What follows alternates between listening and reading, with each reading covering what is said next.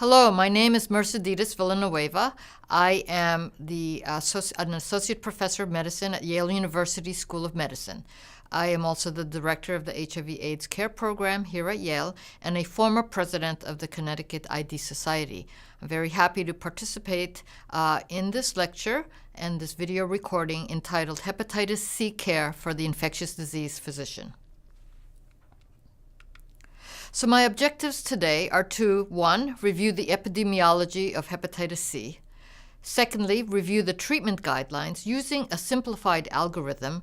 And thirdly, to discuss real-world implementation challenges in the treatment of hepatitis C.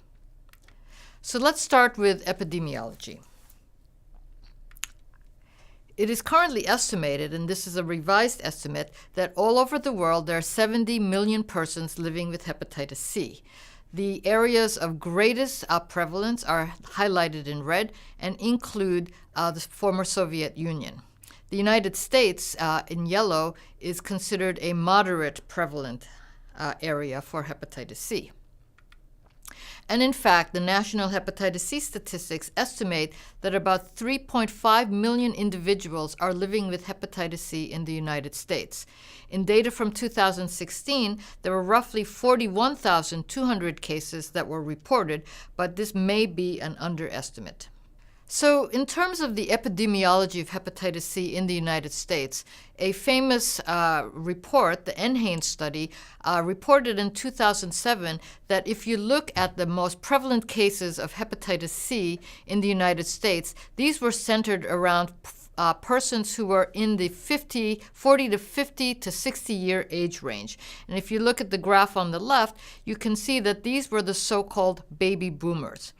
However, fast forward almost 8 years later, in 2015, a similar type of study was done, and it has since shown that there is now a second prevalent group centered in the 20 to 30 year age range, and these tend to be persons who inject drugs. So a really bimodal distribution of prevalent cases in the United States. And I'm sure most of you are aware, and it's highlighted in this article from the American Journal of Public Health, that there are increases in acute hepatitis C infection related to the growing opioid epidemic and associated injection drug use in the United States. And a short clip from these types of statistics show that among white Americans, hepatitis C and opioid injection drug use increased in these populations. So here in the white, admissions for opioid injection from 2004 to 2014 increased by 134%, and concomitantly, the incidence of hepatitis C infection increased by 300%.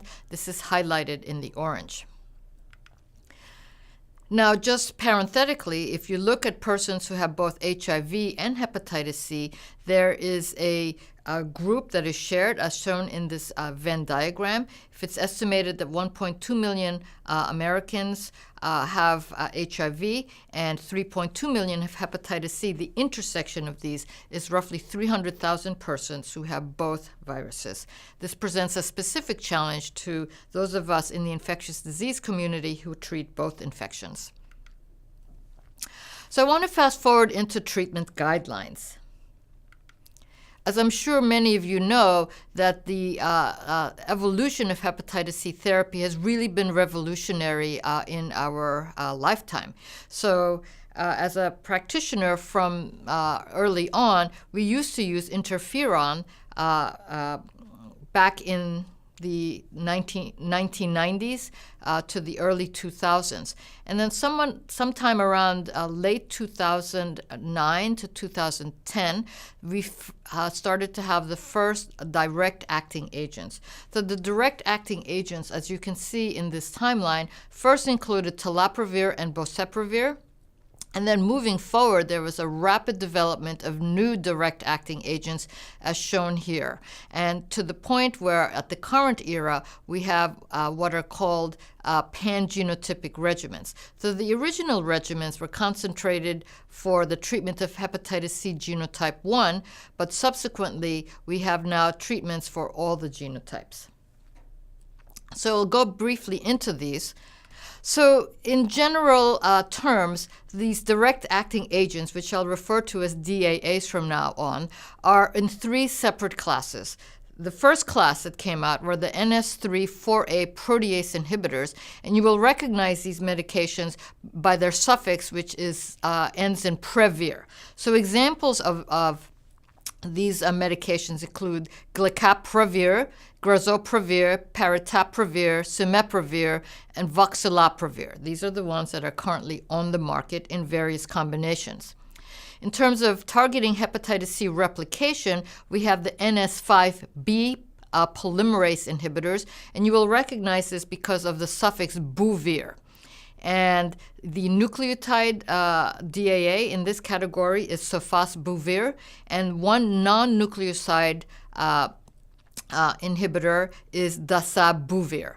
And finally, in the NS5A category, which you will recognize by the suffix asvir, ASVIR, we have a number of different options, and these include the declatasvir, elbasvir, ladipasvir, umbitasvir, pibrentasvir, and velpatasvir.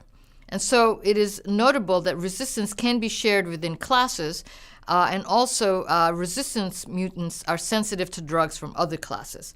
So how do we combine these drugs? As in many of our drugs in ID, for example, in HIV, we need combination therapy in order to accomplish our treatment goals. So I'll go through briefly in the next few minutes some of these combinations that are commonly used. So the first category of medications include an NS5 inhibitor and an NS5B polymerase inhibitor. So one example of this is sofosbuvir and ladipasvir, and this is trade name is Harvoni.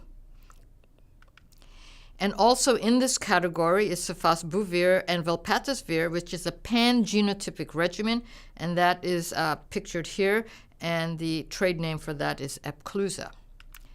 Now, if you look at another type of combination, which is an NS3-4A protease inhibitor coupled with an NS5 inhibitor, we have elbasvir and grazoprevir. The trade name is Zepatir, and this is pictured here. And finally, another example of this combination is glecaprevir pibrentasvir, and the trade name for this is Mavorette, pictured here. Now, there is one category of medications which includes all three categories, the NS3-4A, NS5A, and the NS5B inhibitors. And one example of this is the sofosbuvir, velpatasvir, voxilaprevir, the triple combo, and this is pictured here, and its trade name is Vosevi. So how do we use these medications?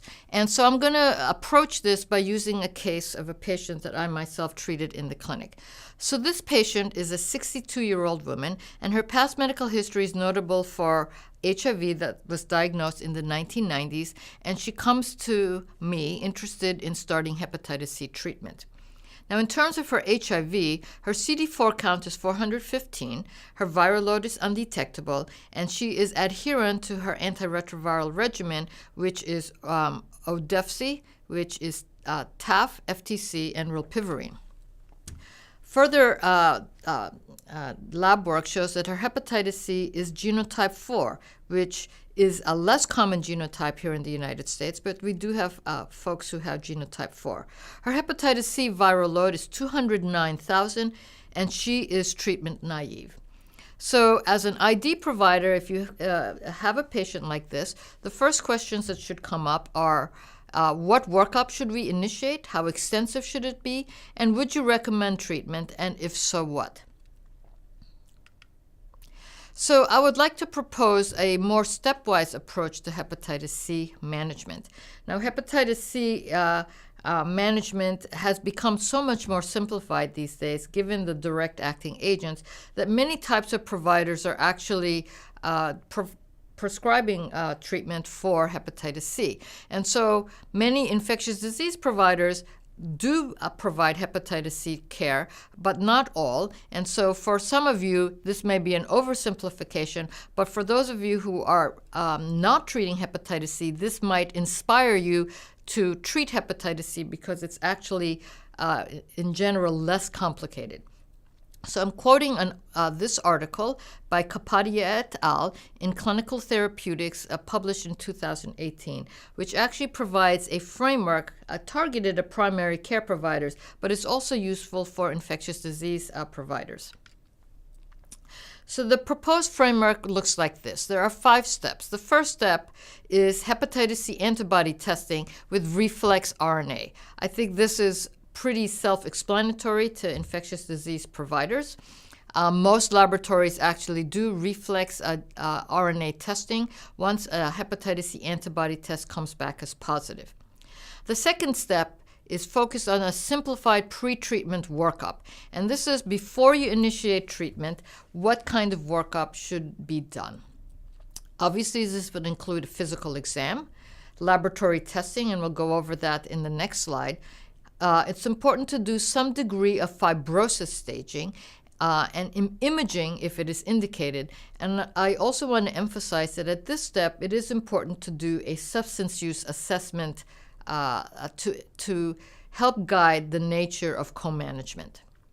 The third step is what everyone focused in on, and it is actually prescribing the DAA. And in this particular proposed framework, the preferred regimens are pangenotypic regimens, and these include sofosbuvir, velpatasvir, or glecaprevir, pibrentasvir, but there are various other options that can be considered. The fourth step is really monitoring people once treatment is started, and this is pictured in step 4. And during this stage, CBC, hepatic function panel, following the hepatitis C RNA PCR are part of the monitoring scheme. And the fifth step is really post-treatment testing and quality of care. And this involves confirming that cure happened. Cure is also termed SVR, sustained virologic response. And then most importantly is after people do get cured, which the majority do get cured, that there should be prevention and testing for reinfection. And for those who have advanced liver disease, ongoing management of their liver disease. So these 5 steps are really key in terms of how you manage people who have hepatitis C. So in terms of the pre-treatment laboratory testing, in this article, they have a simplified scheme, and this would include doing a complete blood count. As many of you already know, low platelets could indicate cirrhosis. We also look at the platelet count in order to calculate the APRI or FIB4 calculation, which are non-invasive markers of stage confirmation. We also do a basic metabolic panel, and that is also to be able to estimate what is the glomerular filtration rate, because there are some DAAs which are limited by the GFR.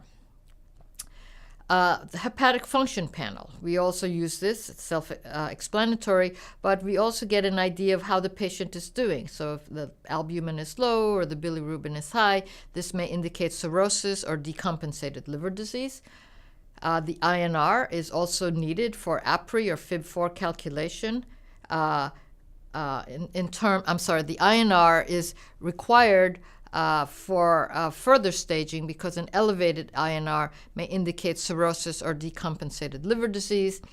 The hepatitis C RNA tells us that a person has chronic hepatitis C. There are persons who resolve hepatitis C spontaneously, in which case the HCV RNA or viral load would be undetectable. So, as I said before, in our laboratories, the antibody testing reflexes in general to a hepatitis C RNA. So, only patients who have chronic hepatitis C infection, that is, have a quantifiable hepatitis C RNA, move on to the treatment algorithm. The viral load is also used to assess the treatment response, and as many of you already know, that 12 weeks after the end of treatment, if the hepatitis C viral load is still undetectable, that constitutes a cure or an SVR. And finally, the hepatitis C genotype is also recommended, although with the pangenotypic regimens, it has been argued that we do not need to get a genotype because the pan-genotypic regimens treat all the genotypes.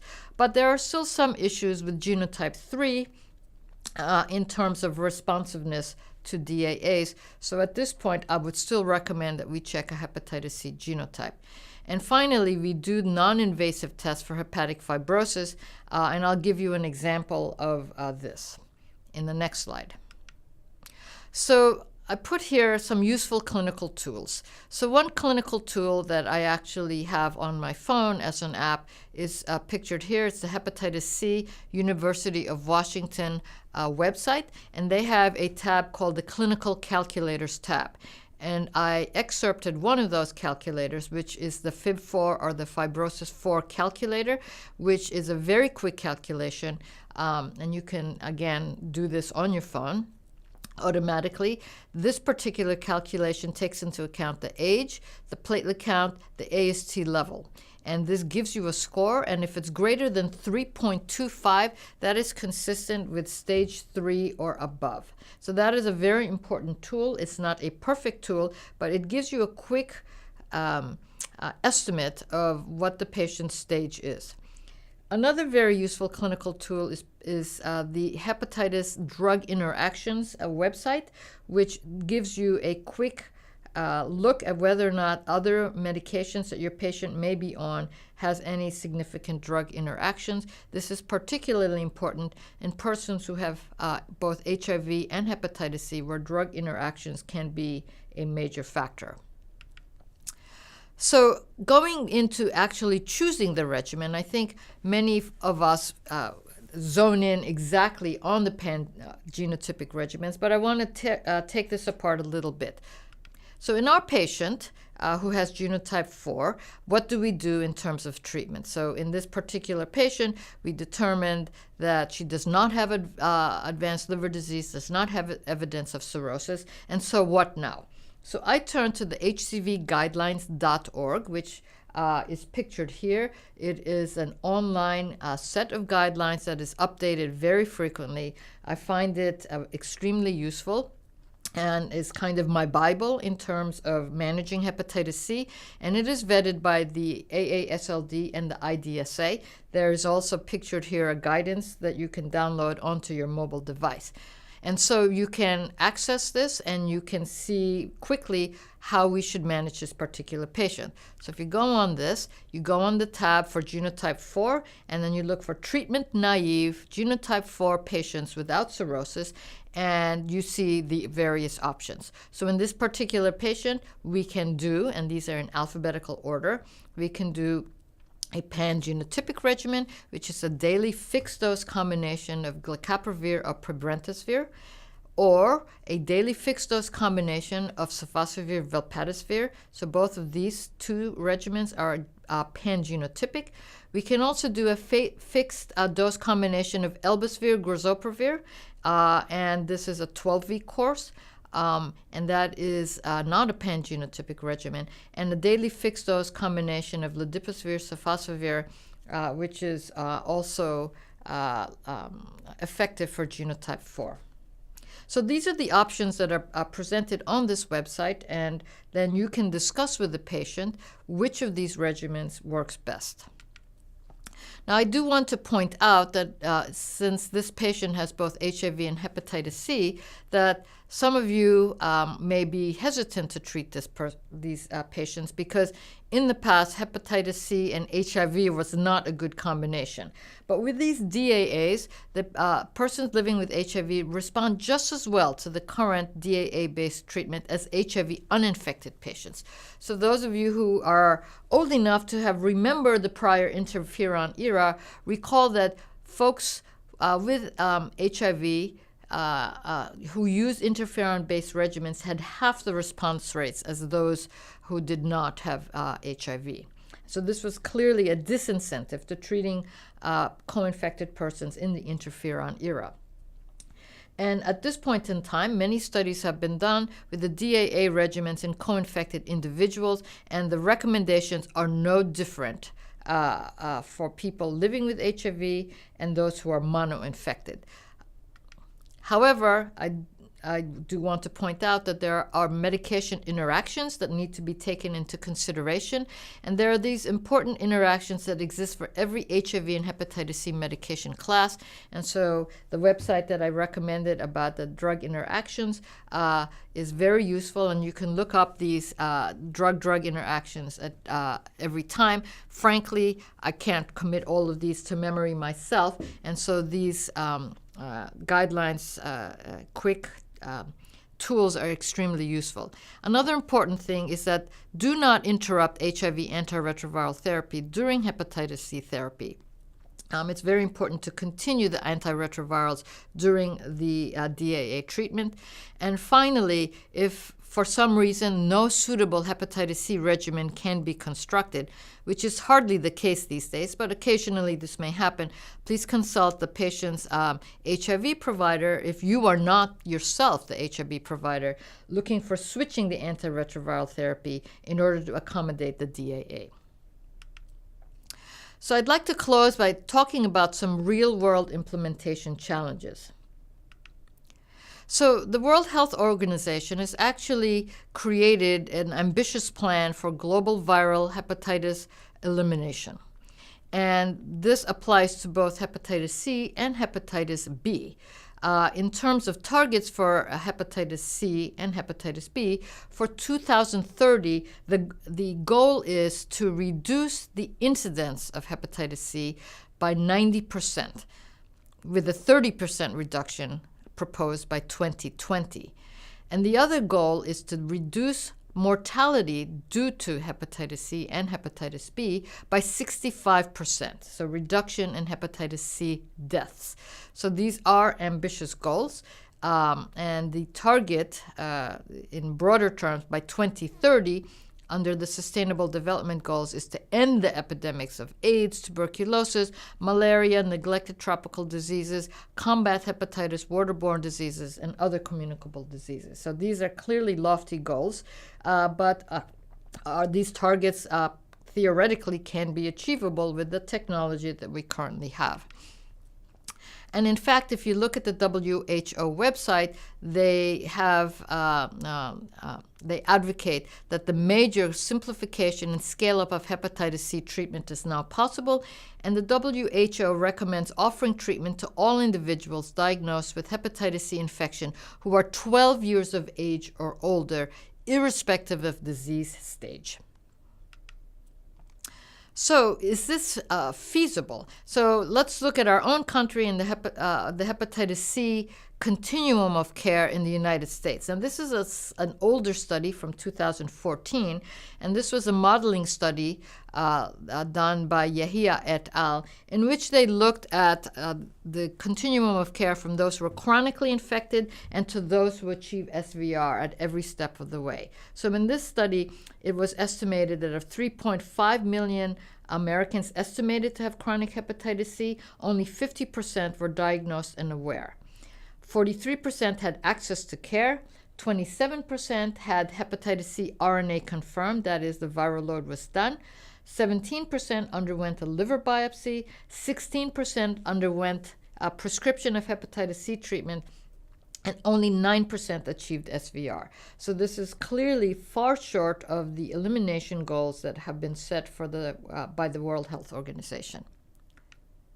So how we get to those goals is really the challenge for practitioners in general, and what are the roles of infectious disease physicians in this mix. So in this table from the WHO guidance, they stratify persons living with hepatitis C into three categories: the clinically well and stable, those with advanced liver disease or serious comorbidities, and those who have mental health issues, people who inject drugs or engage in alcohol misuse, adolescents, and migrants. So in terms of the first category of clinically well and stable, These are people who can undergo what is called a standard care package: counseling, adherence support, treatment initiation, and monitoring. These can be done in facility-based clinics, primary care, community-based settings, and physicians or advanced practice providers can really take on these relatively simple cases, and infectious disease physicians are included in this group. For those with more advanced disease who require more intensive clinical support, it is important that there be a hepatology colleague involved to manage liver-related complications. And these are best done in conjunction with specialists, and infectious disease physicians can clearly be involved in this kind of more complex care. And finally, for the group who have the mental health issues, persons who inject drugs, the requirement for more intensive psychosocial and mental health support is really paramount. And so this kind of patient can be managed in various different ways, and really the optimal management of this, which can include colleagues from substance use disorder clinics and other infectious disease physicians, can be involved in this kind of support, because in many cases, infectious disease physicians are very good at multidisciplinary care. So once people do achieve hepatitis C cure, it is very important that we preserve the benefits of hepatitis C cure. So this includes that people who are at risk for reinfection get ongoing counseling, harm reduction, surveillance for reinfection, and effective addiction treatment. And then those who have advanced fibrosis require clearly more counseling, harm reduction in terms of alcohol and obesity, and surveillance for hepatitis C carcinoma, for hepatocellular carcinoma. So in conclusion, I want to emphasize that the potency of the new DAAs with shorter treatment duration, as short as 8 weeks, and pangenotypic coverage makes treatment a lot easier. So this means that multiple care providers can facilitate this tiered treatment. This includes primary care providers, advanced practice providers, ID specialists, and hepatologists. And I do believe that infectious disease providers can really serve as a critical workforce for achieving hepatitis C elimination, because the targets set by the WHO are lofty, and it is important that we have all hands on deck. So I would like to conclude this video recording by encouraging those who are already managing hepatitis C to continue to do so, and to also encourage those who are not to engage in this very rewarding kind of work. Thank you very much for your attention.